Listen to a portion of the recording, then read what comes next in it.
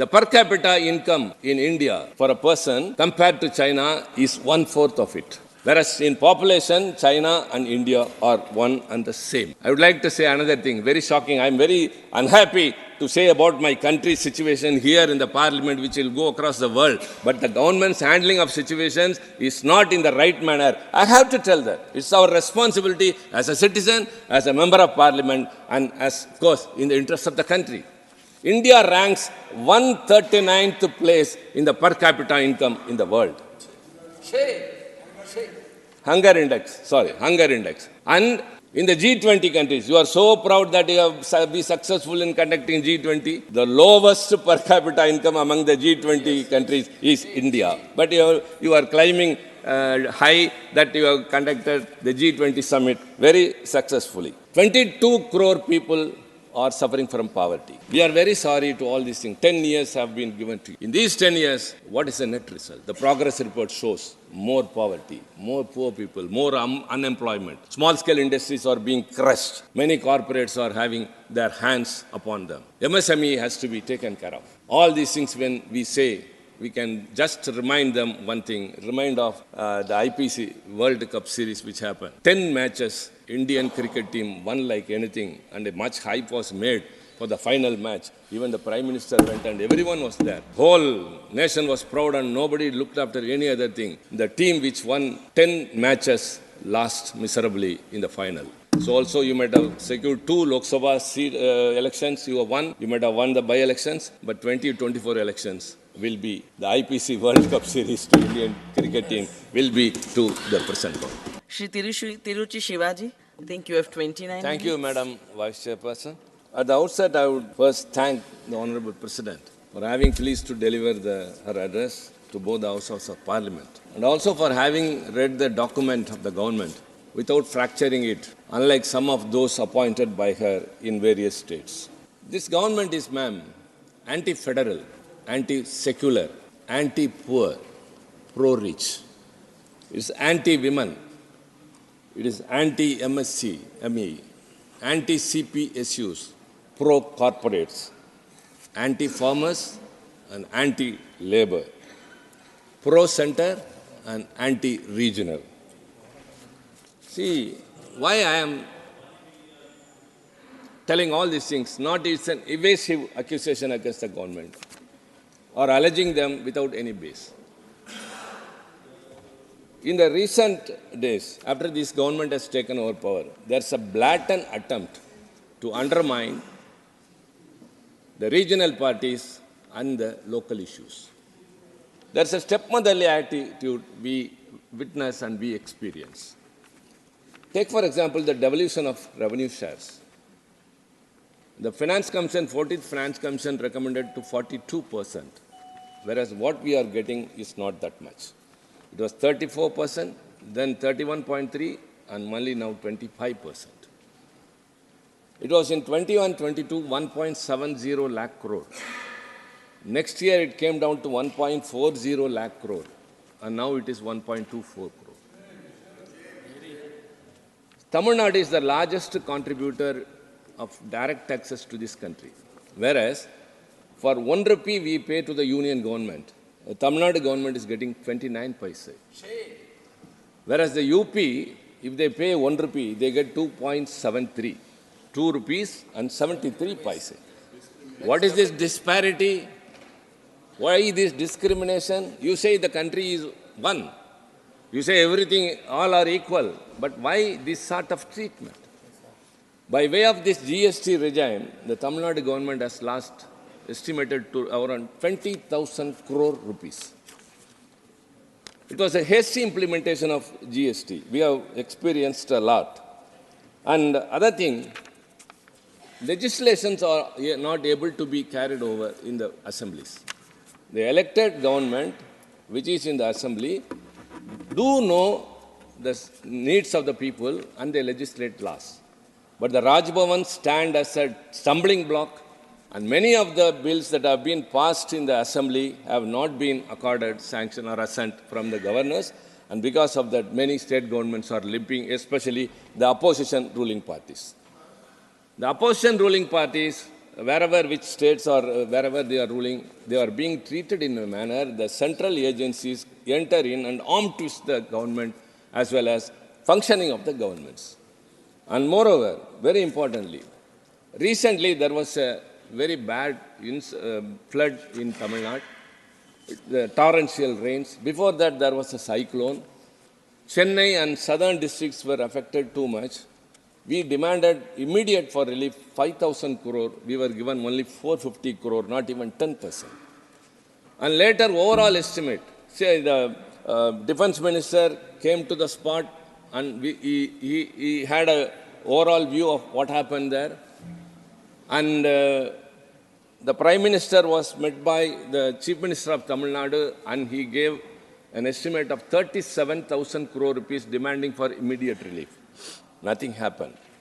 Then a delegation of all party members of parliament came and met the Home Minister, which delegation the Home Minister assured that it will be done.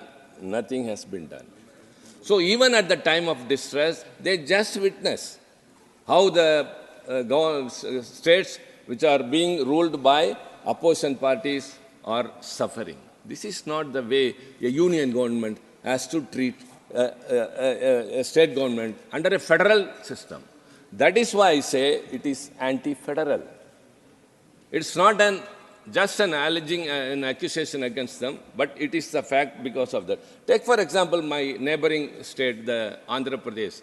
I have been hearing them for the past 10 years, cutting across all the political parties. After the Andhra Pradesh Reorganization Act in 2014, they are demanding for special status to Andhra Pradesh. Polavaram project, it is very much acquainted to us. Nothing has been taken care of because it is not ruled by BJP. For 10 years I have crossed by. They have asked for a special status and are still demanding it. It has not been acceded to. So this is the way states are being treated by the union government. We say it is not fair. Why I say it is unsecular? I would like to remind about the Citizenship Amendment Act. That act was brought, of course, apparently it seemed that India is very genuine and very generous of accommodating those who have been persecuted in the neighboring countries by way of religion will be given citizenship.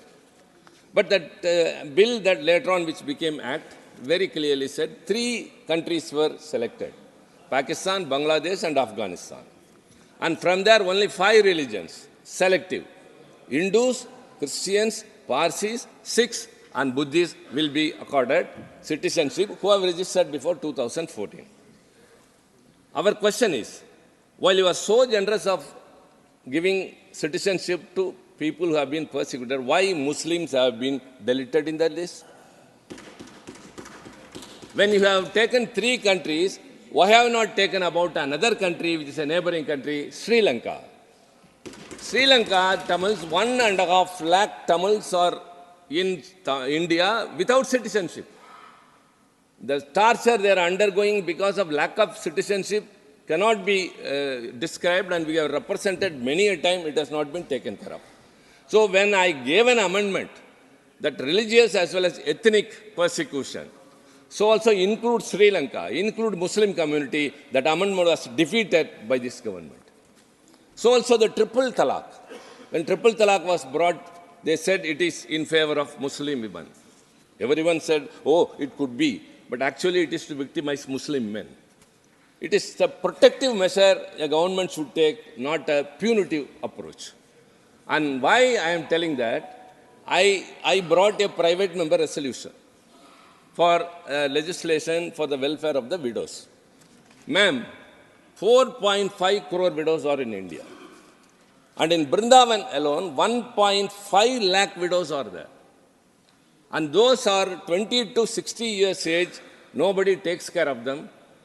They are there begging, they are there pulling rickshaws, they are being exploited by some other people, and some NGOs are taking care. I brought a resolution. We need a legislation because government of Tamil Nadu has given so much of schemes for widows. For your kind information, I would like to remind the House also that resolution was defeated. When you say that you are fighting for women's cause, you say triple talaq is brought for the Muslim women, but it is not so. The undercurrent is to punish the Muslim men, whereas had you been the same intent, you would have supported the women's widows' welfare resolution also. So they take a double standard. So also women's reservation bill. They say we have fulfilled the long wish of political empowerment to women. When?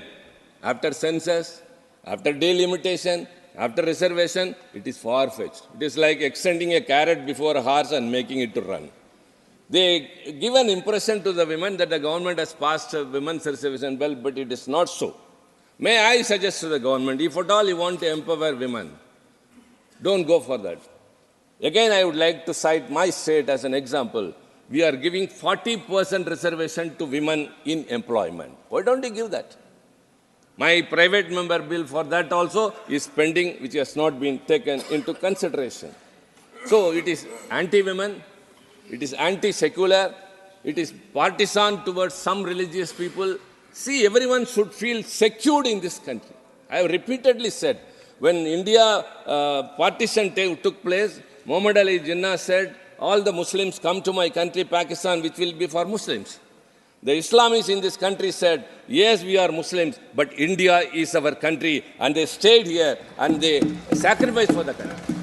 So many of them are in the military. So many have done in, take for example, Dr. Abdul Kalam. How many have done that? But why you should treat them in this manner is our simple question. Everyone should feel secure, but it is not so. We have to think about all these things. So when I say you are anti-secular, it is all with base and reasons.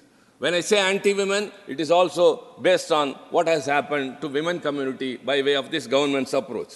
Again, I said it is anti-poor. My colleague, Mr. Sukhendu, quoted many things.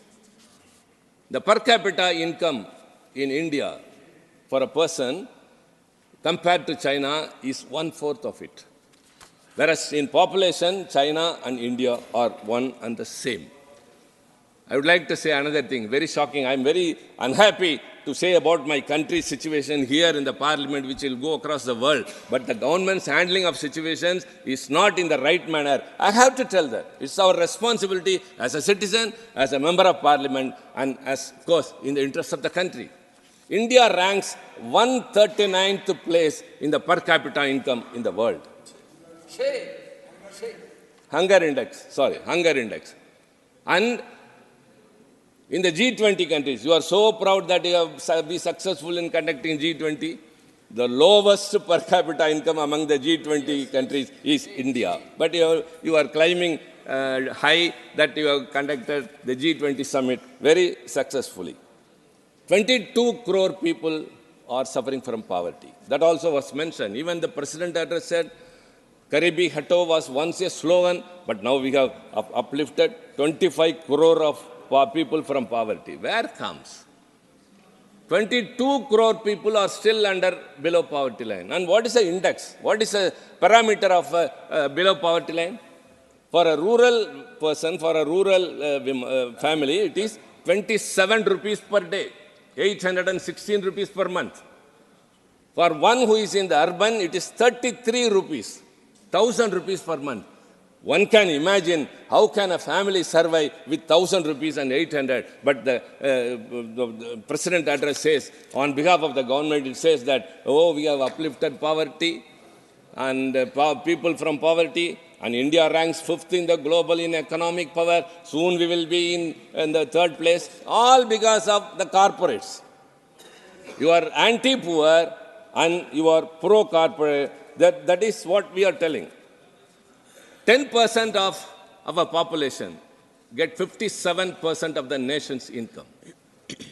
10% of the population enjoy 65% of nation's wealth, whereas only 3% of the nation's wealth is possessed by 50% of the population. Let them please explain to us that you have uplifted poverty, people from poverty line. This is the condition of the poor. The Manrega, earlier the number of people who were benefited was 4.14 crore. And now it has increased to 6.16 crore. After the COVID impact, how many things were affected? Have they been restored? Has it been brought to the position? No. The government was concentrating on other things. The oligopolistic conglomerates, some have a control over all the substantial parts of economy and even policy matters. I don't want to tell who it is. Everyone knows where Parliament whole session was taken away by that. Some people who own everything controls the entire economy of the country. It is all private business people. So also the MSME, very important sector. A question was raised in the morning. It provides 20 crore employment to 20 crore people. Next to agriculture sector, MSME is the only sector which provides more employment. It contribution to GDP is 29%. And in the exports, its parts is 45%. I am the chairman of the Committee on Industry. I know very well how we are patronizing. Ma'am, you know very well, being a part of it. So that MSME is not patronized to the extent. How many units fell sick and went out of it? How many people came to the streets? One MSME unit gives employment to 5 persons, but it is not taken care of.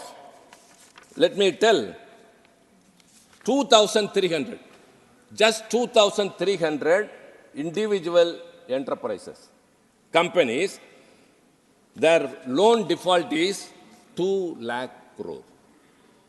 2,300 business people's loan amounts to 2 lakh crore people. And Indian banks have written off 5.3 lakh crore to corporates only. Whereas the NPA of the MSME, comparatively, I said 2,300 equal to 2 lakh crore. The numbers are very big. 18.65 lakh units of MSME. Total MSME units in our country are around 6 crore. Whereas the NPA are only 18.6, maybe 19 lakh units. But the total amount is just 16,341. This 18 lakh or 19 lakh units employ 1 crore people, and their loans to the banks NPA that has not been repaid is only 16,000 crore, and whereas only 2,300 business people have got 2 lakh crore not repaid, and so also their loans have been waived off for 5.3 lakh crore. It's all alarming. What is happening? This government says maximum governance, minimum government. But minimum achievement, more trumpeting.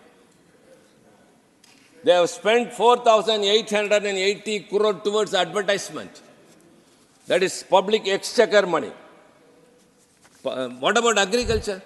One can recall all my colleagues in the House, how the farm bills were passed in the House. You can be proud to say that we have passed so many legislations. As many other members have pointed out, after having sent out to the opposition parties who will raise voice against or point out the errors of the government, they were all suspended, sent out, and you have passed legislations. So also scrutiny of the bills are also not like that. In 2014, what they point often, the UPA government, 71 bills were referred to Parliament Committee scrutiny. But now it is only 17%. Why? 71% and now 17% means they are not depending upon the scrutiny. In the House, it will be 2 hours, it will be 1 hour, it will be 3 hours, members' time will be 3 minutes, 2 minutes, whereas in the committee, it will be an elaborate debate. The stakeholders can appear. The government is bound to come and reply and make alterations, and the recommendations will be considered seriously, whereas all the Parliament committees have become insignificant. And this is the way they are. Budget for agriculture coming down year by year. Before, budget for other things have been increasing. Home Department, defense, okay, that's all okay. But why agriculture budget is coming down?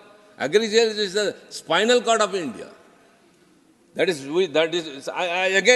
say, one can call the 2008 economic recession, when the whole world was suffering under it. It emerged from the Europe and affected the whole of the world, but not India. only because of the public sector units and the agricultural sector. But you are killing both. The farm bills were brought with what intent? To encourage some corporates.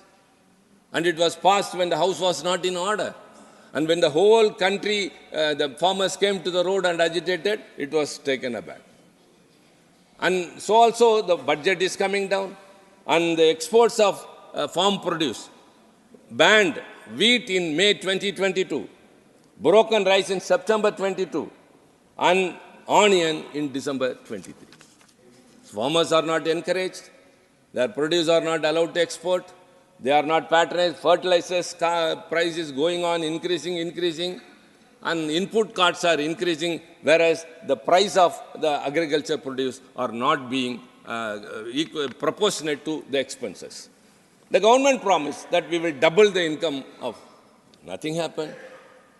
Again, we would like to say, like how you said, 2 crore employment will be generated. So far, only 7 lakh employment has been generated. But the need is 7 crore.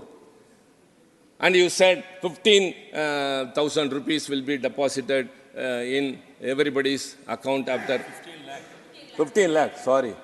I am coming. 15 lakh rupees will be deposited in every person's account after unearthing the black money. And someone said, no, we didn't say like this. If at all we unearth the black money, that would be equivalent to 15 lakh rupees in every account. Have you unearthed? Have you deposited? No. So all are election jumla, as they themselves have said. So the farm bill was brought in that manner. The Article 370's abrogation happened in that disorderly manner. Business are being not conducted in the manner it should be. So many silence. When Manipur, everybody knows, northeast states, which you say that you are taking too much of care. Manipur, what happened? The whole world was watching. The clash that happened between two groups, it totally stagnated everything in the country. How women was treated, everybody knew. What we demanded? Just an explanation from the government. What for is a parliament? It's a debating forum. We have to debate, we have to deliberate, we have to decide. The government is accountable to the parliament. The parliament is accountable to the people. When the members of parliament come to the house and demand an explanation from the government, there was only silence. When there was a no confidence motion in the Lok Sabha, even then explanation was not given. So Manipur, nothing has been resolved so far, no explanation from the side of the government. 2 persons intruded into the parliament despite the security we have here. We were not allowed to discuss about it. No explanation from the government. We asked nothing out of the way. What is happening in the country, we want to know, and the government is accountable to the parliament. You come here and explain to the parliament, which will be told to the people. But it is not so. So I considering my time, and I have to give way to my colleague, my sister, to some areas also for her to deal with. Because this government has spoiled this country in many areas, but something has to be left to her. And very importantly, I have to tell, as I said, Finance Minister has come, kindly take care of the states about the devolution of funds which are reducing every year by year, which we are very much concerned about. And so also take care of the Tamil Nadu government's demand that flood relief and cyclone fund we have been asking for, but we have not been accorded so far. And right thing, at least she has come. Take care of the states which are being ruled by opposition parties also. And ma'am, to conclude, I will say, Mahatma Gandhi envisaged a village India. Pandit Nehru built a modern India. Lal Bahadur Shastri aspired for a Kisan India. B.P. Singh created a social justice India. Manmohan Singh, a globalized India. Honorable Narendra Modi ji is taking defederalized India. We are very sorry to all these things. 10 years have been given to you. In these 10 years, what is the net result? The progress report shows more poverty, more poor people, more unemployment. Small-scale industries are being crushed. Many corporates are having their hands upon them. MSME has to be taken care of. All these things, when we say, we can just remind them one thing, remind of the IPC World Cup series which happened. 10 matches, Indian cricket team won like anything, and a much hype was made for the final match. Even the Prime Minister went and everyone was there. Whole nation was proud and nobody looked after any other thing. The team which won 10 matches lost miserably in the final. So also you might have secured 2 Lok Sabha seat, elections, you have won. You might have won the by-elections, but 2024 elections will be the IPC World Cup series to Indian cricket team will be to the present one. I'm not IPL, sorry. Thanks. Thank you very much. IPL. And again I say, not because of just we are not here and they are there, not able to tolerate someone who is in power. We have witnessed, we have experienced, we have suffered. Uphold federalism. We have to be secularist country, and states have to be protected, and youth have to be taken care of, labor have to be taken care of. Anti-labor policy should not be, we should be India in its own form. Since you have not done it, the 2024 elections, the India Alliance will win and bring back India to its original place. Thank you very much.